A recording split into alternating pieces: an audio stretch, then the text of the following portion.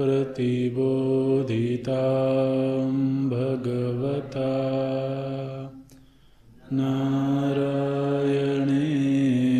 स्वयं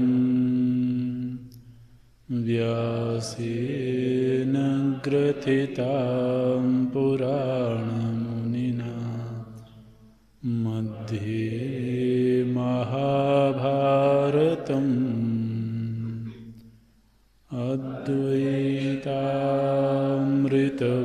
अद्वैतामृतवर्षिणीं भगवतीम् अष्टादशाध्यायिनीम्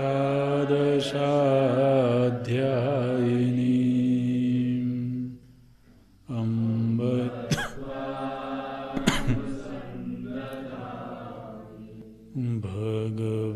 भगवद्गीते भवद्वेषिणी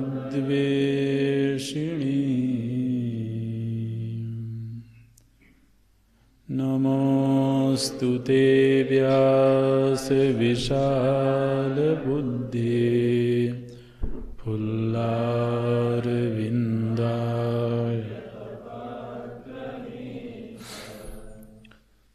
येन त्वया भारततैलपूर्णा प्रज्वालितो ज्ञानमयप्रदीपः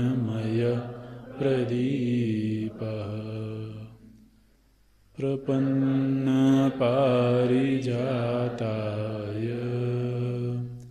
स्तोत्रवेत्रैकपाणये ज्ञानमुद्राय कृष्णाय गीतामृतदुहे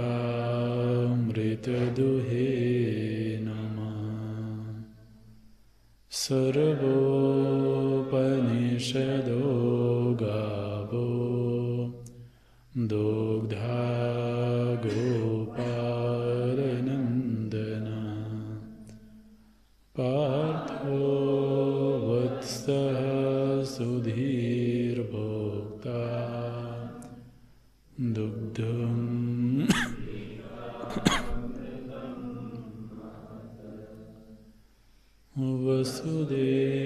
वसुदेवसुतं देवं कंसचाणूरमर्दनं देवकी परमानन्दं कृष्णं वन्दे जगद्गुरुं कृष्णं वन्दे जगद्गुरुम्।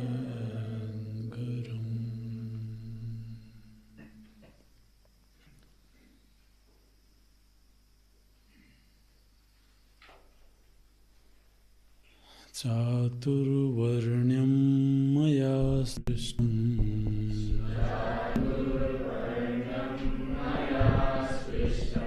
गुणकर्म विभागशः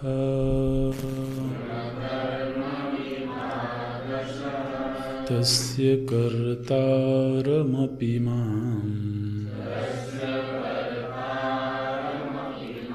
विद्यकर्तारमव्ययम्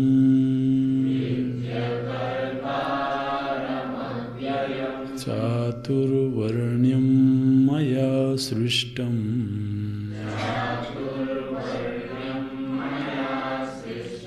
गुणकर्म विभागशः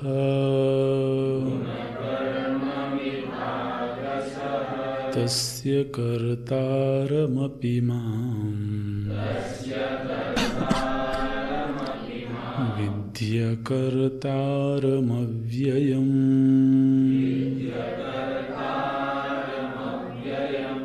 न मां कर्माणि लिम्पन्ति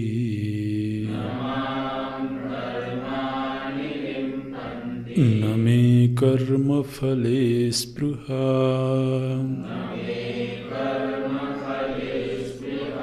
इति मां योऽभिजानाति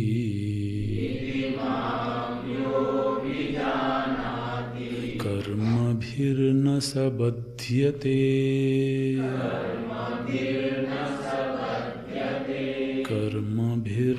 सबध्यते।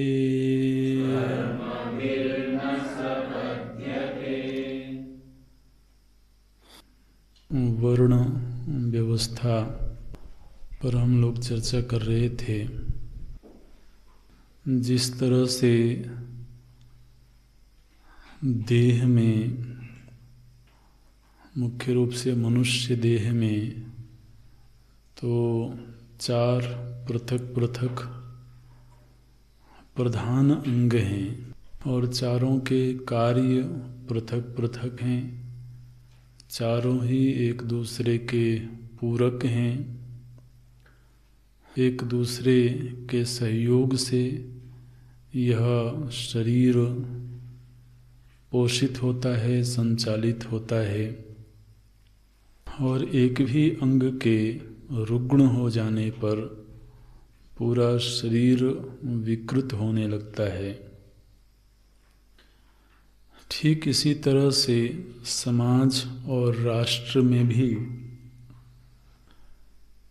तो मानवीय समाज में मुख्य रूप से तो मोटे तौर पर 4 तरह के वर्ग दिखाई देते हैं। और चूंकि समाज, राष्ट्र ये भगवान का ही विराट विग्रह है, विराट रूप है, इसलिए जिस तरह से व्यष्टि शरीर के ये अंग हैं, इसी तरह से समष्टि शरीर के भी ये चारों वर्ण मानो कि 4 अंग हैं। और भगवान के जो विराट विग्रह का वर्णन श्रुतियों में आता है, तो वहाँ इसी तरह से वर्णन आता है। विराट पुरुष के वर्णन में तो श्रुति बोलती हैं, ब्राह्मणोस्य मुखमासीत। जो ब्राह्मण है वो इस विराट पुरुष का मुख है। मुख है माने शिरोभाग है। बाहुराजन्यः कृतः। जो राजन्य अर्थात क्षत्रिय वर्ग है, वो विराट पुरुष की बाहुएं हैं। उरु तदस्य यद वैश्यः। और उस विराट का जो उरु प्रदेश है, मध्य भाग है, उदर भाग है, वो वैश्य वर्ण है। और पदभ्याम शूद्र अजायत। तो विराट पुरुष के जो चरण हैं वो शूद्र वर्ण है। तो इस तरह से व्यष्टि में जिस तरह का यह विभाग है, समष्टि और विराट पुरुष में भी ऐसा ही विभाग है। और इसी गुण के आधार पर तो युगों की व्यवस्था है। सृष्टि में मुख्य रूप से 4 युग हैं। 4 युगों में यह सृष्टि व्यवहृत होती है काल दृष्टि से।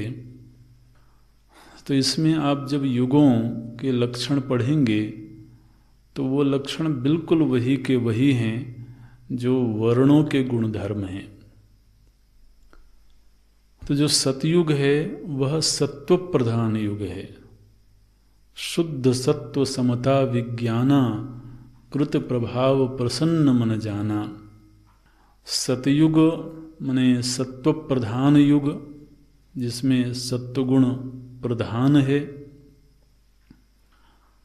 फिर त्रेता युग है, उसमें कर्म की प्रधानता है। तो और द्वापर, उसमें भी यज्ञ की प्रधानता है, माने कर्म की ही प्रधानता है। तो त्रेता और द्वापर ये दोनों रजस प्रधान युग हैं। सतयुग सत्व प्रधान युग, त्रेता और द्वापर रजस प्रधान युग, और कलियुग तमस प्रधान युग। तो आप देखिए, ये पूरे सृष्टि की व्यवस्था ही इस तरह से बनी हुई है, जिसमें ये चतुर्विभाग सर्वत्र दिखाई देते हैं। काल दृष्टि से सृष्टि की व्यवस्था में, मानव समाज की दृष्टि से समष्टि मानव जाति में, और व्यष्टि शरीर में, ये चारों ही प्रकार की व्यवस्थाएं देखने को मिलती हैं। अब इसमें ये जो युग धर्म है और वर्ण धर्म है, ये बहिरंग भी होता है और अंतरंग भी होता है। बहिरंग माने जैसे कि युगों की जब हम लोग चर्चा कर रहे थे, कई बार चर्चा हुई है इस पर, तो युग का एक प्रभाव है कालक्रम से जो बहिरंग है, माने बाहर हमको एक युग का प्रभाव दिख रहा है। जैसे अभी कलयुग में है तो कलयुग का प्रभाव बाहर दिख रहा है, लेकिन युग के धर्मों का प्रभाव हमारे अंतर जगत में भी होता है, अंतःकरण में भी होता है। तो यदि हमारे भीतर सत्व प्रधान वक्त है तो मैं सतयुग में हूँ, बाहर चाहे भले कोई भी युग हो।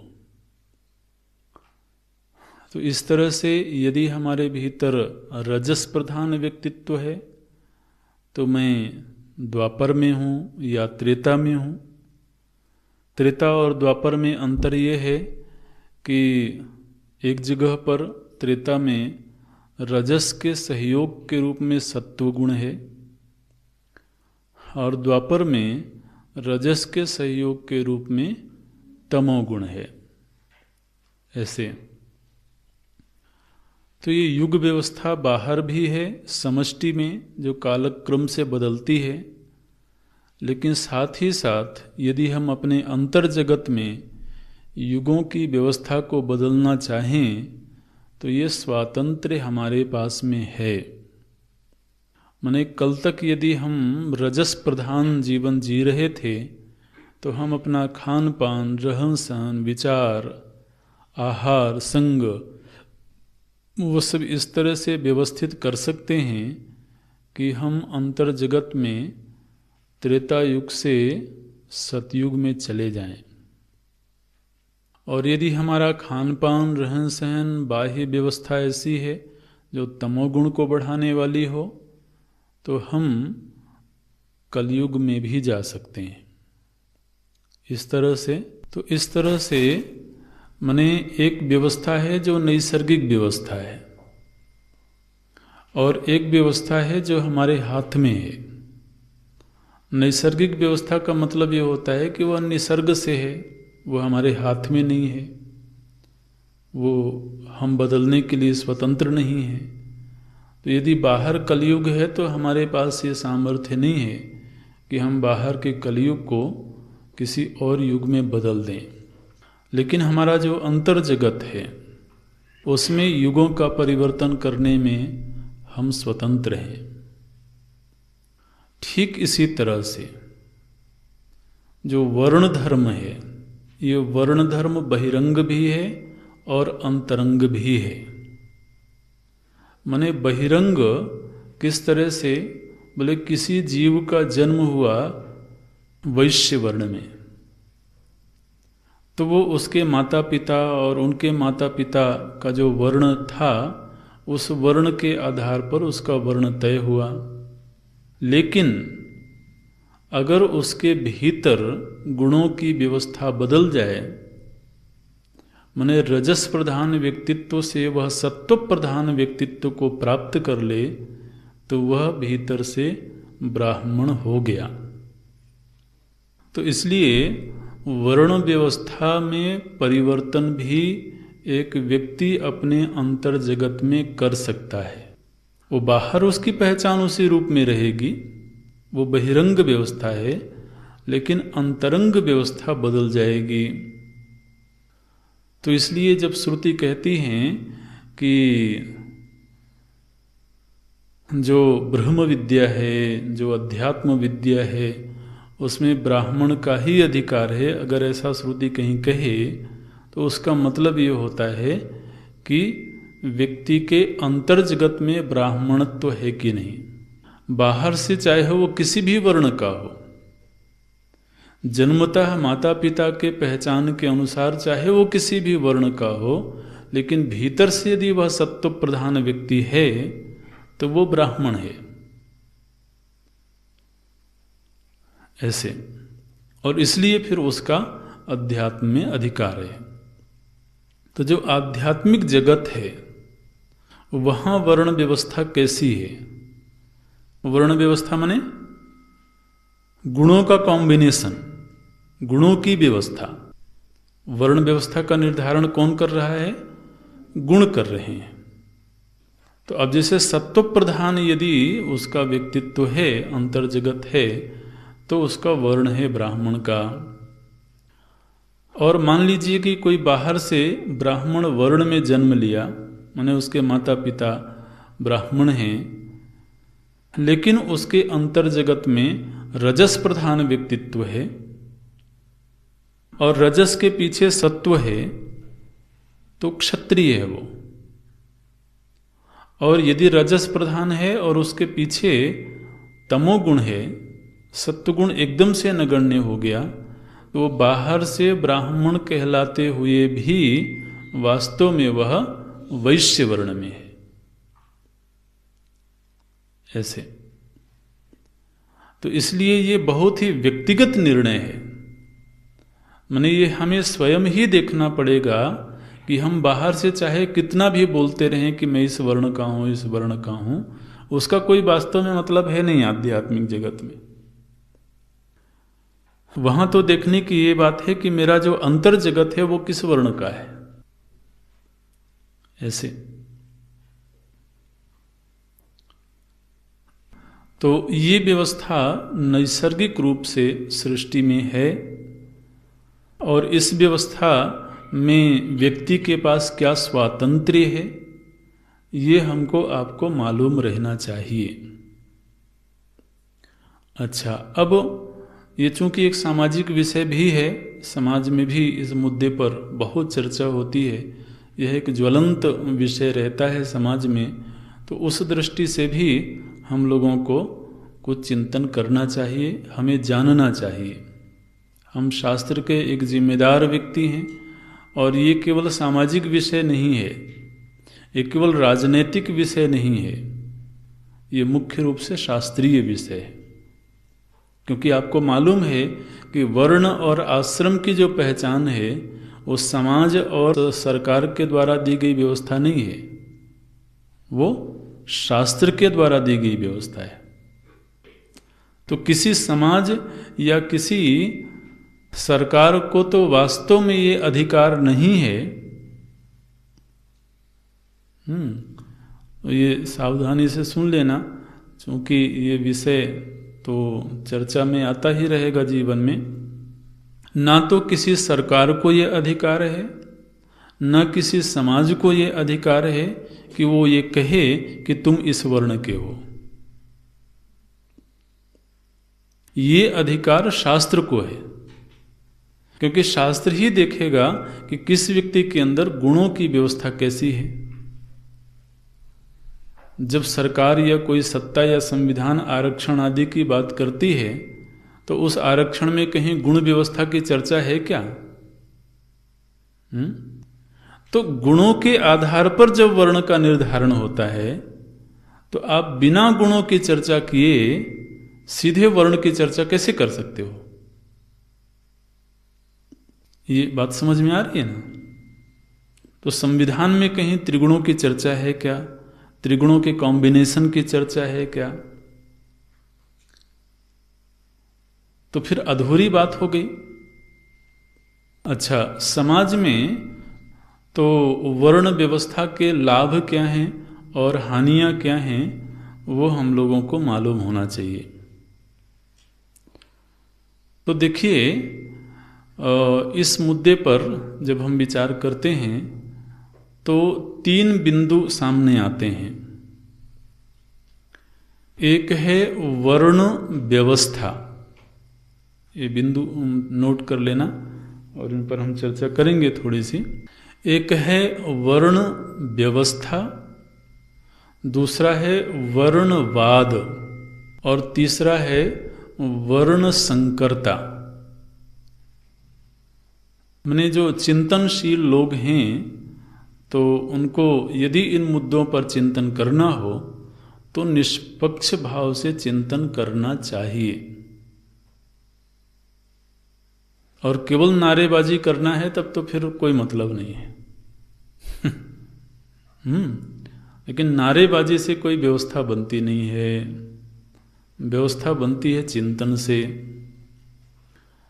अच्छा देखिए, समाज में जब इस पर चर्चा होती है ना, तो असल में वर्ण शब्द का प्रयोग तो कम होता है, प्रायः जाति का प्रयोग करते हैं लोग, है ना। हालांकि जाति शब्द का प्रयोग उचित नहीं है। बोलते हैं ये ब्राह्मण जाति के हैं, क्षत्रिय जाति के हैं। तो जो वास्तविक शब्द है, माने उचित शब्द है, वो वर्ण है। जाति तो होती है जैसे ब्राह्मण, वो मनुष्य जाति। जाति जब चर्चा की जाती है तो उसका अर्थ अलग होता है, मनुष्य जाति, पशु जाति, ऐसे। लेकिन अब वर्ण का पर्याय जाति को मान लिया गया है समाज में। तो देखिए, जब वर्ण व्यवस्था होती है तो वो वर्ण व्यवस्था लाभदायक है, लेकिन वर्णवाद हानिकारक है। तो हम सोच रहे थे इस पर चर्चा और विस्तार करें कि नहीं करें, लेकिन थोड़ा जानना तो चाहिए ही, क्योंकि ये प्रसंग बार बार नहीं आता है और हम समाज के ही लोग हैं, समाज में ही जाना है। तो कम से कम जो शास्त्रीय विचार है इन विषयों पर वो हमें मालूम रहना चाहिए। तो जहाँ वर्ण व्यवस्था की बात है, तो व्यवस्था का मतलब होता है कि हमारे सामने एक लक्ष्य है। लक्ष्य क्या है? बोले समाज निर्माण, राष्ट्र निर्माण, मानवीय समाज को सुसंगठित करना, सुव्यवस्थित करना और समृद्ध करना। अगर यह हमारा लक्ष्य है, उद्देश्य है, तो समाज को सुसंगठित और सुसमृद्ध बनाने के लिए समाज के हर घटक की भूमिका है, समाज के हर अवयव की भूमिका है, और समाज का हर घटक एक दूसरे का पूरक है। जैसे अगर कोई, अब इसमें वर्गीकृत करें तो इस तरह से वर्गीकृत किया जाएगा कि मान लीजिए हमारे सामने 100 लोग खड़े हैं और ये निर्धारित किया जाए कि ये 100 लोगों का समाज है और इस 100 लोगों के समाज को हमको व्यवस्थित भी बनाए रखना है और समृद्ध भी बनाना है। तो हमें व्यवस्था किस तरह से बनानी चाहिए? तो जब उन लोगों, 100 लोगों के समाज को व्यवस्थित और समृद्ध बनाने का संकल्प हो, तो उन 100 लोगों में से हमें कुछ ऐसे लोगों को चुनना पड़ेगा जो धनार्जन और धन संग्रह का कार्य करें, कृषि आदि का कार्य करें, अनाज उपज का कार्य करें। थोड़ी देर के लिए, केवल कल्पना के लिए, हम ऐसे ले लें कि कोई ऐसा राष्ट्र है जिसमें केवल 100 लोग हैं। एक विचार के लिए एक विषय लेते हैं। तो जो 100 लोगों का समाज है उसको हम व्यवस्थित भी रखना चाहते हैं और समृद्ध भी रखना चाहते हैं। केवल वो व्यवस्था से बात नहीं बनेगी, समृद्धि भी होनी चाहिए। और समृद्धि हो लेकिन व्यवस्था ना हो तो भी समाज ठीक नहीं है। तो व्यवस्थित और समृद्ध समाज हो, ऐसा अगर हम संकल्प करते हैं और उस समाज में 100 लोग हैं, तो उन 100 लोगों में से हमें कुछ ऐसे लोगों को चुनना पड़ेगा जो लोग समाज की समृद्धि के लिए प्रोडक्टिविटी के कार्य में लगें। क्योंकि समाज की पहली जरूरत है भोजन, वस्त्र। हाँ, तो ये होगा प्रोडक्शन से, उत्पादन से। तो वो 100 के 100 लोग यदि उत्पादन में लग जाएंगे तो वो बात भी ठीक नहीं है, क्योंकि उसके अलावा और भी कार्य हैं। तो अब उनमें से मान लीजिए कि उस कार्य के योग्य जो लोग मिले, वो मिले 25 लोग, जिनकी उस कार्य में रुचि है नैसर्गिक रूप से, माने उनके अंदर इनबिल्ट उस तरह का कैरेक्टर है, उस तरह का स्वभाव है, जो कृषि कार्य कर सकते हैं, जो उत्पादन का कार्य कर सकते हैं, जो व्यापार का कार्य कर सकते हैं। व्यापार का मतलब क्या होता है? वाणिज्य शब्द बोला जाता है इसको। व्यापार का मतलब होता है उत्पन्न की गई वस्तु को वहां पहुंचाना जहां उसकी उपयोगिता है, इसको व्यापार बोलते हैं। वाणिज्य इतना ही है, एक चीज का उत्पादन कहीं हुआ लेकिन उसकी उपयोगिता कहीं और है। तो अब जैसे वस्त्रों का उत्पादन हुआ फैक्ट्री में, लेकिन अब वो सारे वस्त्रों की खपत फैक्ट्री में ही थोड़ी है, उसकी खपत है बाजार में और समाज में। तो फिर उत्पादन करना, अब देखिए ये सब विषय होता जा रहा है जिसमें विस्तार होगा। तो एक तो उत्पादन करना, ये एक कार्य हुआ। फिर उत्पन्न वस्तु को वहां ले जाना जहां उसकी खपत है। तो उत्पादन करना अलग चीज है और ट्रेडिंग अलग चीज, व्यापार अलग चीज है, वाणिज्य अलग चीज है। तो अब देखिए कोई चीज किसी देश में उत्पन्न हुई, मोबाइल का प्रोडक्शन कहीं किसी देश में हुआ, कोरिया में हुआ, जापान में हुआ, लेकिन फिर एक व्यापारी वर्ग है जो वहाँ से वो सामान उठाता है और वहाँ लेके जाता है जहाँ उसकी उपयोगिता है। तो एक तो प्रोडक्शन चाहिए, फिर उसको एक जगह से दूसरे जगह पर ले जाना, ये व्यापार हुआ। तो अब उनमें से 25 लोग ऐसे हैं जो इस कार्य में लग गए, समाज को समृद्ध बनाने के लिए। अच्छा, अब ये जो उत्पादन है और व्यापार है, इसमें लगे हुए जो लोग हैं वो सुरक्षित रहें, और उनके ऊपर बाहर के आक्रांता आकर के अतिक्रमण ना करें, उनके अधिकारों का अतिक्रमण ना करें, उनके द्वारा उत्पादित चीज़ों का अतिक्रमण ना करें। और वो जो 100 लोगों का समाज है, उस समाज में बाहर के लोग आकर के उपद्रव ना करें, या उस समाज के भीतर के ही लोग समाज की व्यवस्था में बिखराव करने का कार्य ना करें। तो ये पूरा जो सुरक्षा तंत्र है, ये भी हमको कुछ लोगों को देना पड़ेगा। तो उन्हीं 100 लोगों में से कुछ लोगों को हमने चुना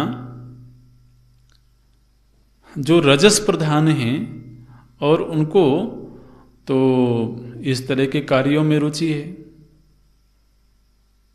तो अब देखिए, जो उत्पादन और व्यापार में रुचि रखने वाले लोग थे, हम जबरदस्ती उनके ऊपर डाल नहीं सकते हैं, वो हमको खुद ही देखना पड़ेगा कि ये इस कार्य की योग्यता इसके भीतर है कि नहीं।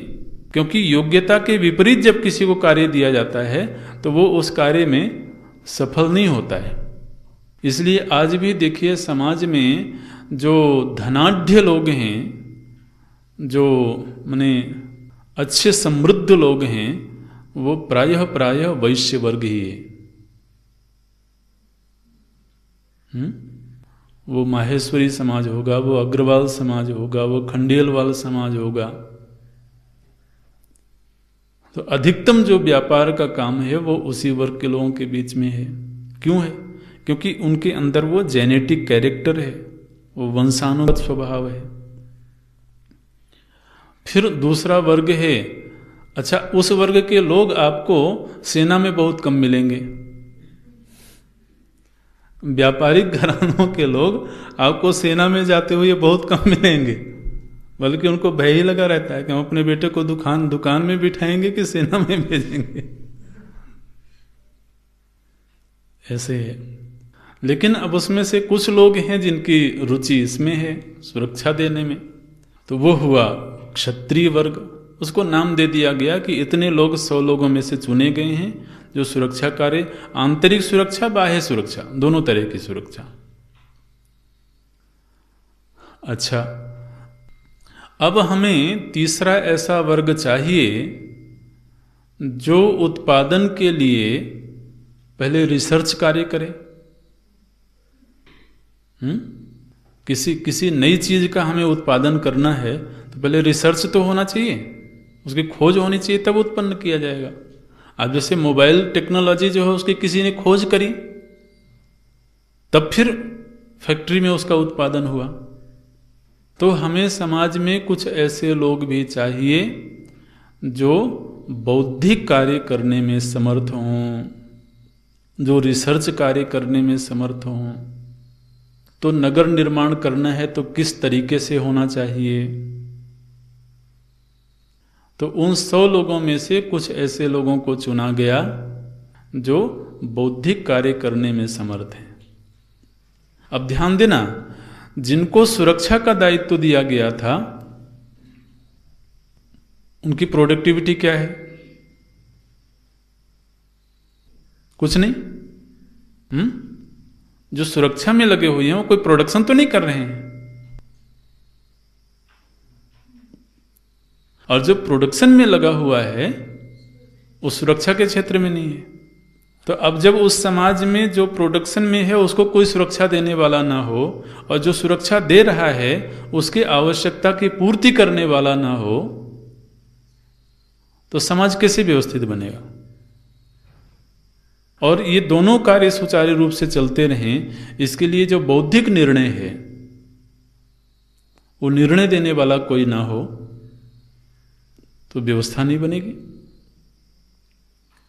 अब कम से कम 3 कार्य क्षेत्र तो ऐसे हैं जहां हमको लोगों की आवश्यकता है।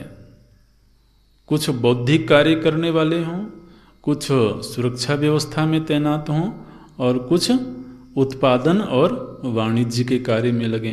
अब उन 100 लोगों को हमने वर्गीकृत किया कि ये इस कार्य के लायक है, इस कार्य के लायक है, इस कार्य के लायक है। ऐसे उनमें से छांट लिए। अब कुछ ऐसे लोग हैं जो बौद्धिक कार्य में भी रुचि नहीं रखते हैं, जो सुरक्षा कार्य में भी रुचि नहीं रखते हैं, और जो व्यापार कार्य में भी रुचि नहीं रखते हैं।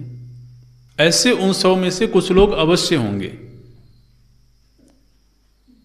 तो वो जो लोग होंगे उनका फिर एक चौथा वर्ग बनाना पड़ेगा।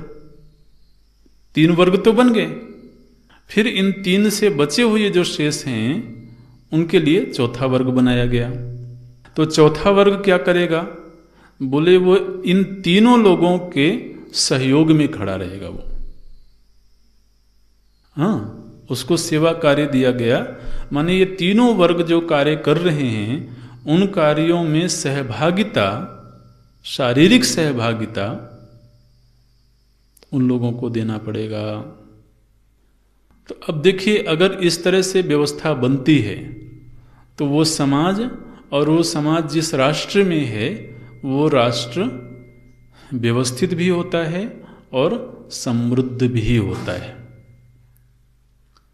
और उस समाज में हर वर्ग एक दूसरे का पूरक है, क्योंकि एक वर्ग सारे कार्य नहीं कर सकता है।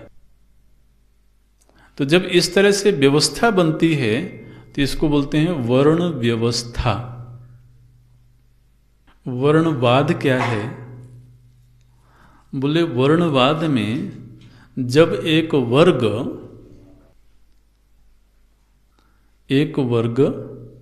अपने हितों की चिंता के लिए, अपने हितों की चिंता करते हुए दूसरे वर्ग से दुश्मनी करने लगे,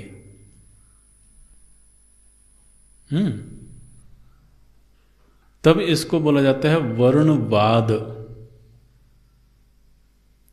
ये जो वर्णवाद है ये उस समाज में विकार पैदा करता है।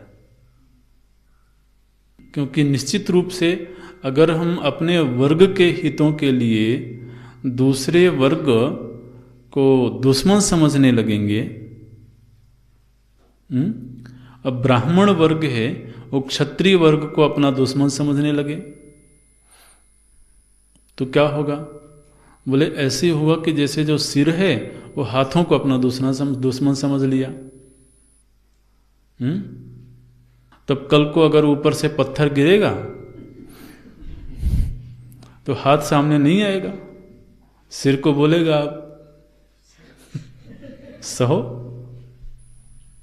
देख रहे हैं ना, अगर तो वो मिलकर के एक दूसरे का पूरक बन रहे हैं तो सिर को बचाने के लिए हाथ पहले उठ जाएंगे। ऐसे तो जब व्यवस्था बनती है तो वह जो व्यवस्था है वह व्यक्ति के लिए, समाज के लिए और राष्ट्र के लिए लाभदायक होती है। और जब वाद की शुरुआत होती है, वास्तव में जो वाद है ना, वर्ग संघर्ष है, इसको जन्म देता है शासन।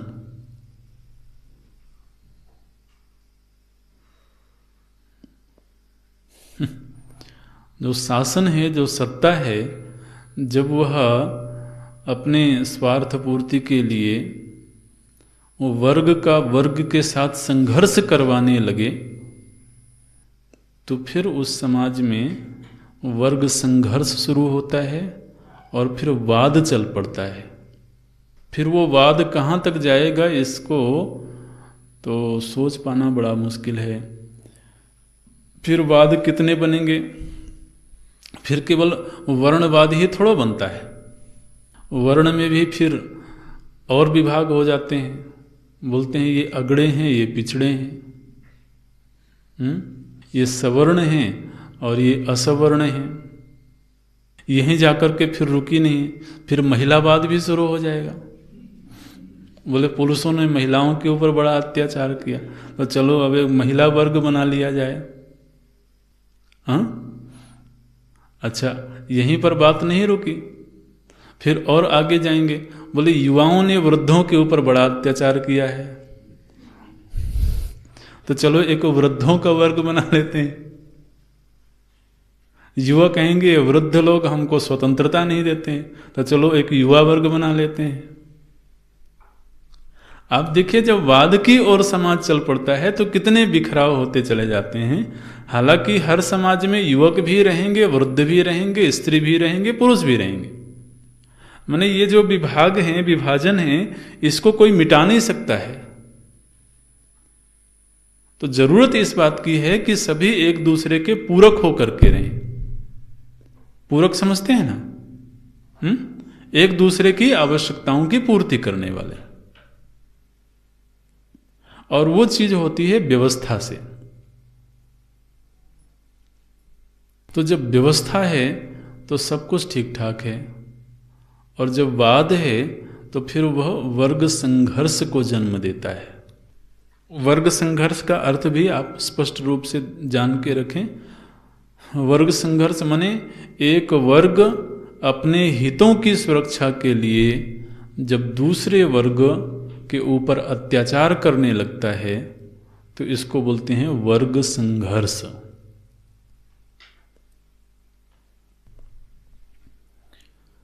और ये वर्ग संघर्ष ही फिर उस समाज और उस राष्ट्र को तो विपन्न बनाता है, गरीब बनाता है, अव्यवस्थित बनाता है, और हो सकता है गुलाम भी बना दे।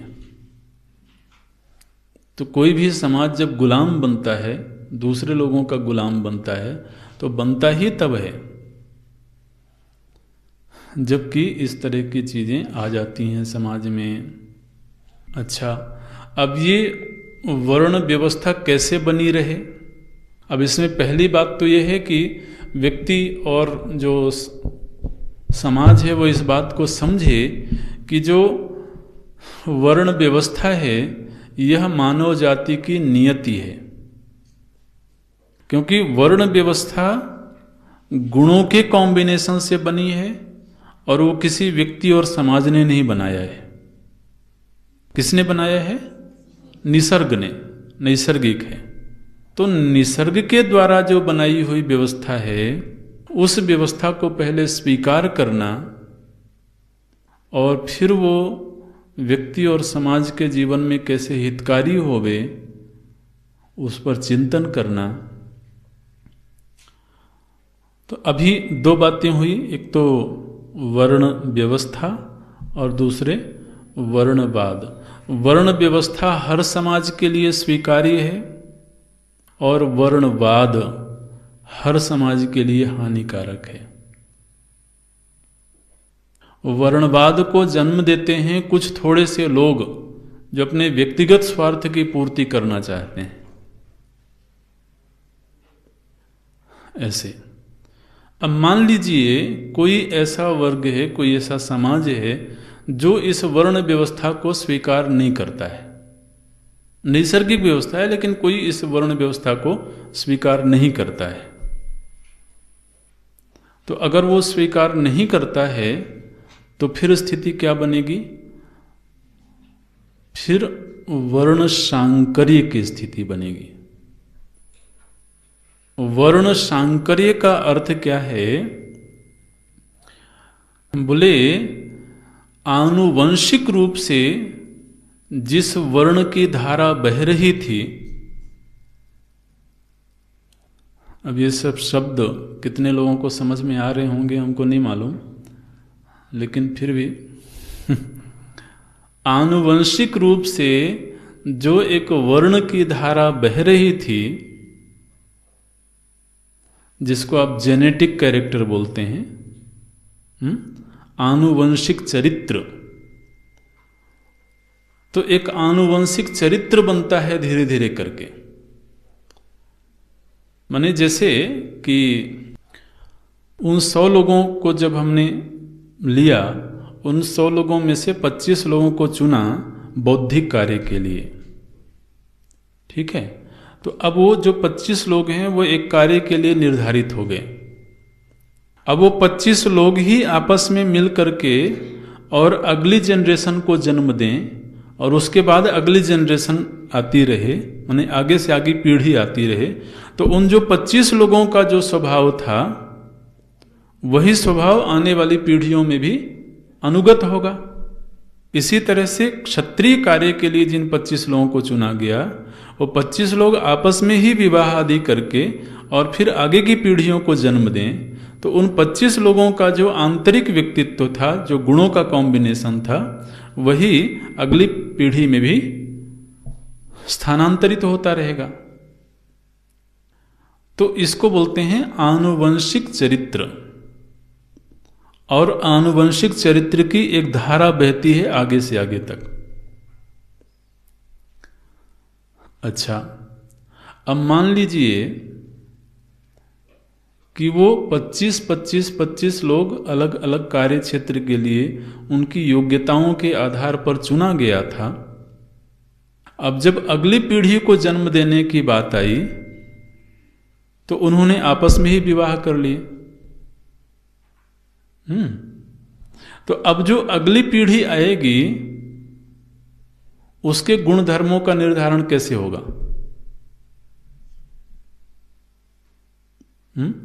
और गुण धर्मों की व्यवस्था बिगड़ने से फिर कार्य क्षेत्र का निर्धारण कैसे होगा?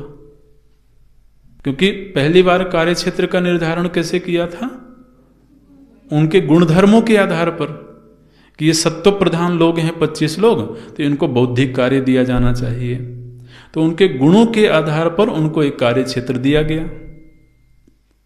अब जब उनके आपस में ही विवाह आदि हो गए तो अब जो गुणों की व्यवस्था थी वो पूरी तरीके से अव्यवस्थित हो गई। अब जब गुणों की व्यवस्था ही ठीक नहीं रही तो फिर अब कार्य क्षेत्र का चुनाव किस आधार पर किया जाए? ठीक है। तो जो आनुवंशिक चरित्र है, आनुवंशिक चरित्र का संरक्षण वंश शुद्धि से होता है। आनुवंशिक चरित्र का नियमन वंश शुद्धि से होता है। इसलिए समाज में ये परंपराएं रही हैं, जहाँ पर हर समाज में ये बातें कही जाती थीं कि विवाह आदि संबंध कहाँ होने चाहिए, कहाँ नहीं होने चाहिए। ठीक है ना, हम आप सब समाज से ही आए हुए हैं, तो इतनी बातें तो मालूम ही हैं। तो समाज के लोगों को ही, समाज के बड़े बूढ़ों को ही ये बात मालूम थी कि हमें अपने बच्चों का विवाह किस गोत्र में करना है, किस गोत्र में नहीं करना है। क्यों ये व्यवस्थाएं क्यों थी?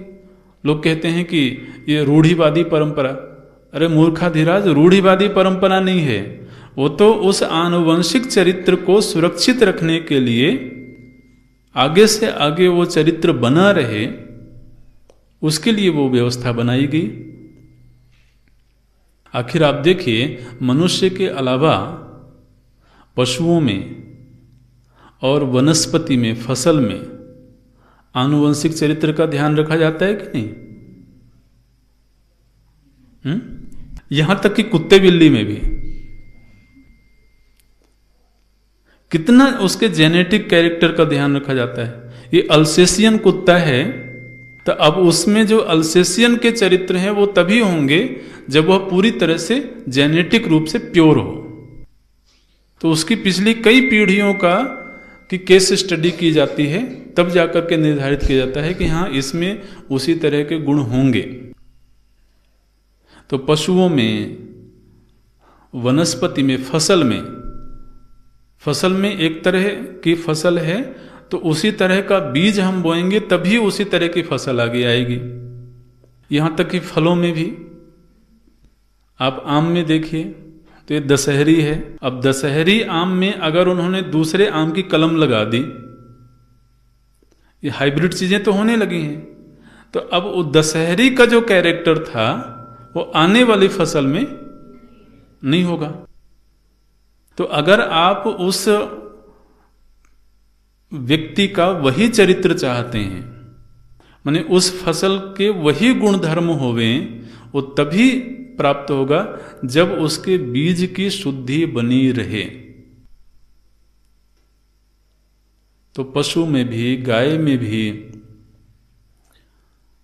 पक्षी में भी, फसलों में भी, हर जगह व्यक्ति ये देखता है देसी गाय चाहिए। अब देसी गाय चाहिए का मतलब क्या है कि उसमें किसी भी प्रकार की मिलावट ना हो। किसी भी प्रकार की मिलावट हुई तो शुद्ध देसी नहीं रह गई। तो अब शुद्ध देसी नहीं रह जाने से शुद्ध देसी गाय का जो चरित्र होना चाहिए, उसके दूध की जो क्वालिटी होनी चाहिए, वो नहीं मिलेगी।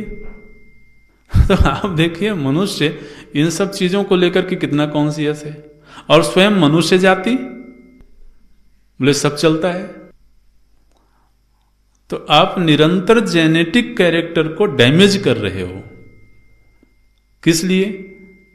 इसलिए कि हर व्यक्ति अपने ढंग से जीने के लिए स्वतंत्र है। जब ये बात कही जाती है समाज में, और ऐसा कहने वाले सब नासमझ लोग ही हैं, वो चाहे भले टीवी में बैठ के क्यों ना बोलते हों, लेकिन उनको ये व्यवस्था मालूम ही नहीं है। आपको पता है, हिटलर जो था वो ऐसा समाज बनाना चाहता था, ऐसा शहर बनाना चाहता था जिसमें शुद्ध आर्यन लोग हों। इतिहास पढ़ेंगे तो आप जानेंगे। वो जर्मन्स थे, वो आज भी अपने आप को बोलते हैं कि हम शुद्ध आर्यन हैं, क्योंकि जो आर्यन होते हैं उनका एक सुनिश्चित कैरेक्टर है, उनका एक सुनिश्चित चरित्र है। तो वो उसका ख्वाब ही ये था, उसका संकल्प ही था कि मैं एक ऐसा शहर बनाऊंगा जिस शहर में शुद्ध आर्यन लोग हों, यानी किंचित भी अशुद्धि यदि है तो उसको उस शहर में रहने की इजाजत नहीं होगी। तो जो वर्ण व्यवस्था है, ये हमारी शास्त्रीय व्यवस्था है, और शास्त्रीय व्यवस्था जो होती है वो प्रकृति के अनुकूल होती है। अब जब ये स्वातंत्र्य दे दिया गया व्यक्ति को कि वह व्यक्ति किसी के साथ भी विवाह कर सकता है, किसी भी ढंग से रह सकता है, इसका मतलब है कि वर्ण शुद्धि के प्रति हाँ हमें कोई चिंता नहीं है। और वर्ण शुद्धि नहीं होने से फिर आने वाली जो पीढ़ियां हैं उनके गुणधर्मों का निर्धारण कैसे होगा? तो वो निरंतर ही आगे से आगे की जो पीढ़ियां हैं वो महाराज अपने जो नैसर्गिक गुण हैं उन गुणों को खोती चली जाएंगी। और नैसर्गिक गुणों के खो देने से फिर वो समाज कैसा होगा ये कहना बड़ा मुश्किल है।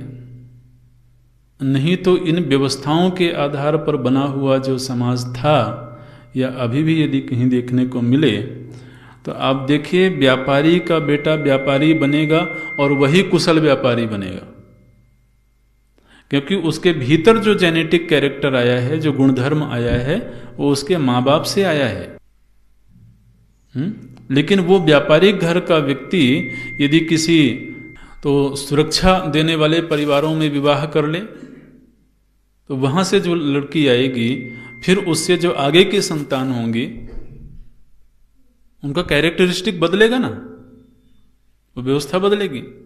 तो फिर जो शुद्ध व्यापारिक गुणधर्म थे उस व्यक्ति में वो गुण फिर उसी रूप में अगली पीढ़ी में ट्रांसफर नहीं होंगे। तो देखिए हमारे समाज में ऐसा वर्ग है, अभी भी है, जहां पर कि कुशल कारीगर जो होते हैं वो उसी समाज में मिलते हैं। किसी भी क्षेत्र के स्वर्ण का जो महीन काम करने वाले लोग हैं वो स्वर्णकार के घर में ही पैदा होंगे, वो उनकी जन्मजात वो कार्य हैं। क्यों? क्योंकि उस तरह के गुणधर्म उनमें आगे से आगे की पीढ़ी में ट्रांसफर हो रहे हैं। और इसलिए जब दूसरे वर्ग का व्यक्ति वो कार्य करने की कोशिश करता भी है तो वो उतनी महीनी से वो कार्य नहीं कर पाता है, उतनी शुद्धता से वो कार्य नहीं कर पाता। तो जो परिवार दर परिवार, पीढ़ी दर पीढ़ी कार्य हैं जो आगे से आगे बढ़ते हैं वो इसलिए बढ़ते हैं क्योंकि भीतर के गुणधर्म आगे से आगे ट्रांसफर हो रहे हैं। इसलिए वो कार्यशैली, वो कार्य करने का ढंग उसी ढंग से आगे बढ़ता है। अब जब गुणधर्मों का आगे ट्रांसफर नहीं हो तो उससे क्या होगा? कार्य करने की जो कुशलता है वो कुशलता फिर धीरे धीरे करके कमजोर होती जाएगी। इसलिए आप देखिए जब आप विश्व इतिहास पढ़ेंगे तो किसी भी कार्य क्षेत्र में जितना कुशल लोग हमारे देश के थे या आज भी हैं, भारत के लोग आज भी कहीं बाहर जाते हैं तो वहाँ वो एक्सेल करते हैं, वहाँ के लोगों से आगे बढ़ते हैं। वो इसलिए आगे बढ़ते हैं क्योंकि उनके भीतर वो चरित्र आनुवंशिक रूप से आया हुआ है, माता पिता से, उनमें, फिर उनसे अगली पीढ़ी में, इस तरह से। अब इस पूरे मीमांसा का निर्णय क्या हुआ कि गुणों की जो व्यवस्था है वह नैसर्गिक व्यवस्था है, ठीक? और उस नैसर्गिक व्यवस्था के अनुसार वर्ण का विभाजन जो है वह भी नैसर्गिक है। अब उस वर्ण विभाजन जो कि प्राकृतिक व्यवस्था है, अगर हम उसको व्यवस्था के तहत अपनाते हैं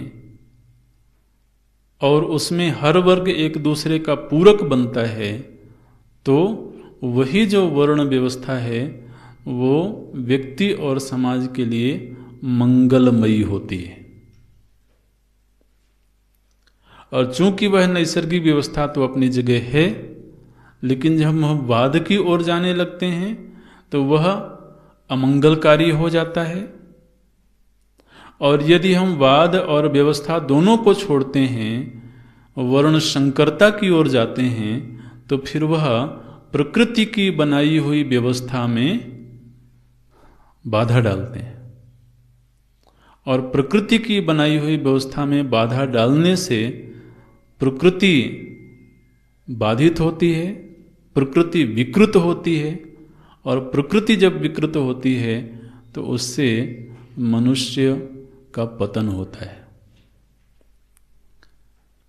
ये सारे विचार, ये भी विचार हमने बहुत संक्षेप में रखे हैं, इनका और भी बहुत विस्तार है, तो जब अवसर होगा तो कुछ और आयामों पर चर्चा करेंगे, लेकिन कम से कम ये चीज़ हमको मालूम रहनी चाहिए। ये सामाजिक दृष्टि से की गई चर्चा है। वर्ण व्यवस्था का आध्यात्मिक स्वरूप क्या है और आध्यात्मिक साधना में उसका क्या लाभ है, उस पर हमने पिछले दिनों भी कुछ चर्चा की है। अगर आप याद कर पावें तो पिछले दिनों ये चर्चा हुई है कि जो वर्ण के अनुसार हमारे भीतर का चरित्र है, अगर हम उस चरित्र के अनुसार ही कर्म करते हैं तो उससे क्या होगा कि उस तरह के संस्कारों का क्षय होगा। जैसे अर्जुन के भीतर क्षत्रिय चरित्र है, क्षत्रिय चरित्र है माने रजस प्रधान है वह मुख्य रूप से, लेकिन तामसिक नहीं है, विचारपूर्ण रजस है उसमें। तो अब उसके अंदर क्षत्रिय के गुण धर्म हैं, माने क्षत्रियत्व के संस्कार हैं। अब उसको श्रेय की ओर जाना है, तो श्रेय की ओर जाने के लिए जरूरी है कि उन संस्कारों का क्षय होवे। तो उन संस्कारों का क्षय तभी होगा जब उन संस्कारों के अनुसार ही उसको कार्य क्षेत्र मिलेगा। तो उन संस्कारों के अनुरूप जब उसको कार्य क्षेत्र मिला, युद्ध कार्य मिला, तो उससे क्या हुआ कि उसका जो रजस है वो धीरे धीरे करके क्षीण हुआ, और रजस के संस्कारों का क्षय होने से उसके भीतर सत्वगुण की वृद्धि होगी, और सत्वगुण की वृद्धि होने से फिर वह वैराग्य का अधिकारी होगा, संन्यास का अधिकारी होगा। तो वर्ण के अनुरूप जब उसको कार्य क्षेत्र मिले, वर्ण के अनुरूप मतलब उसके भीतर के गुणों के अनुरूप जब उसको कार्य क्षेत्र मिलेगा, तो वह उस कार्य को करते हुए अपने भीतर के संस्कारों का क्षय करेगा, और संस्कारों का क्षय होने से ही फिर वह अध्यात्म के मार्ग में बढ़ने का अधिकारी होगा।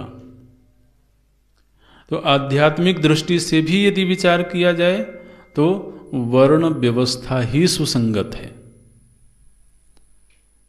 वर्ण व्यवस्था में पहले वर्ण के अनुसार विभाजन को स्वीकार करना, और फिर जो जिस वर्ण का है उसके अनुरूप उसके कार्य क्षेत्र का निर्धारण करना।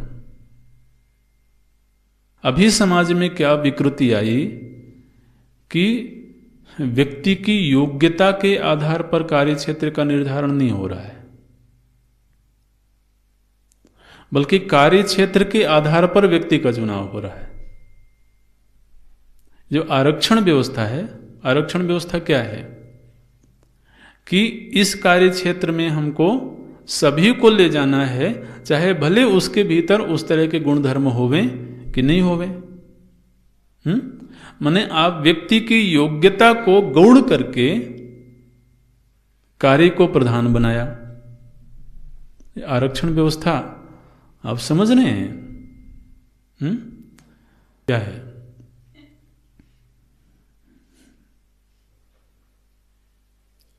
जैसे तो हमको चिकित्सक तैयार करना है, डॉक्टर्स बनाना है, तो डॉक्टर्स की जो वैकेंसी है उसमें आरक्षण कर दिया गया।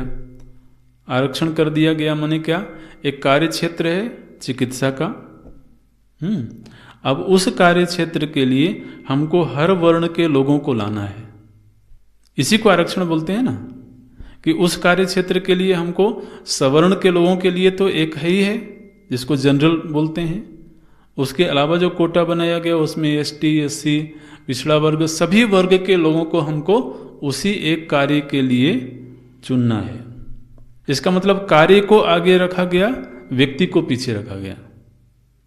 अब कार्य के लिए व्यक्तियों का चुनाव किया गया, इस बात पर ध्यान नहीं दिया गया कि वो व्यक्ति उस कार्य के योग्य है भी या नहीं है। तो व्यक्ति की योग्यता को तो किनारे कर दिया गया। अब बताइए, ऐसी व्यवस्था में वो जो कार्य क्षेत्र है, उस कार्य क्षेत्र की सफलता कैसे होगी?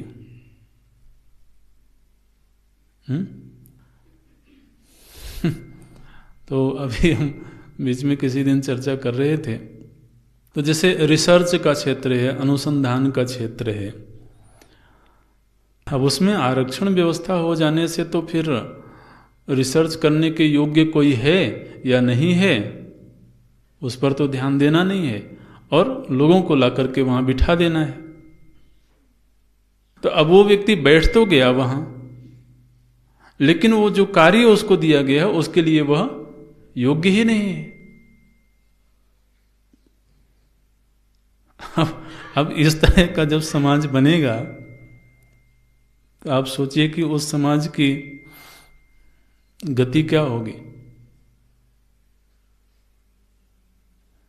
अब जो भी हो लेकिन कम से कम बेहतर तो नहीं की जाएगी।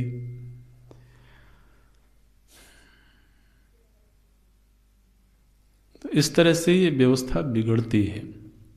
तो अभी तो हम अपने मुख्य विषय पर ही रहें, वो तो सरकार और संविधान का निर्णय है, वो सोचने वालों का निर्णय है, वो किस ढंग से सोचते हैं। लेकिन हमारे ऋषियों ने किस तरह से सोचा है, हमारे शास्त्र किस तरह से सोचते हैं, वो तो हमें मालूम रहना चाहिए। तो भगवान ने जब ये कहा चातुर्वर्ण्यम मया सृष्टम गुण कर्म विभागशः, तो इस पंक्ति का मतलब क्या होता है वो हमें मालूम रहना चाहिए। ये गुण और कर्म के आधार पर नैसर्गिक रूप से यह विभाजन मानव जाति में रहेगा। और पूर्व के श्लोक में आया है मानुष्य लोके, माने मुख्य रूप से यह मनुष्य लोक की ही बात है, मनुष्य लोक का ही विशेषण है। इसका मतलब यह है कि मनुष्य जाति जब से लेकर के जब तक रहेगी तब तक यह नैसर्गिक व्यवस्था रहेगी ही रहेगी। यदि मनुष्य स्वयं इस व्यवस्था को बिगाड़े नहीं तो मनुष्य यदि स्वयं ही उस व्यवस्था को बिगाड़ने लगे तो फिर वो पतन का कारण बनेगा।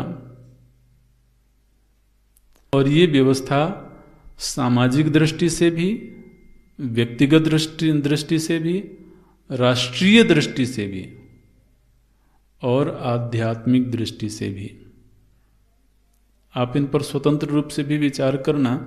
माने एक विद्यार्थी का धर्म ये है कि अगर उसको एक विषय मिला है, जैसे एक वर्ण व्यवस्था एक विषय है, अब विद्यार्थी होने के नाते हमारा कर्तव्य ये होना चाहिए कि वर्ण व्यवस्था के आधार पर आध्यात्मिक क्षेत्र में क्या लाभ हैं, क्या हानियां हैं, एक विचार का विषय बने।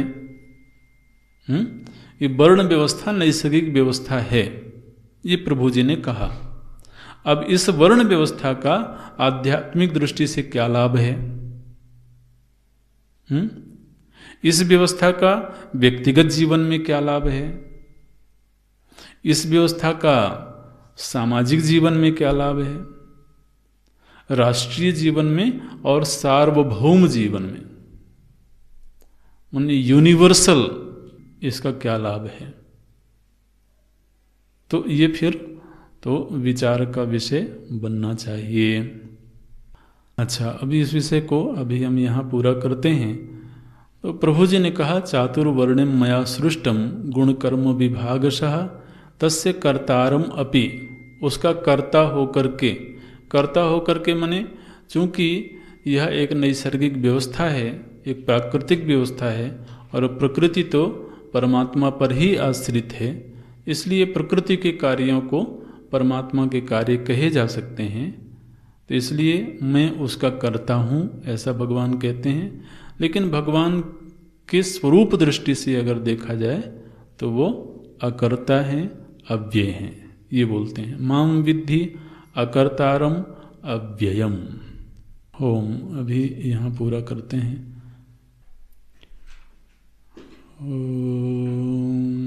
पूर्णमदः पूर्णमिदं पूर्णात् पूर्णमुदच्यते पूर्णस्य पूर्णमादाय पूर्णमेवावशिष्यते।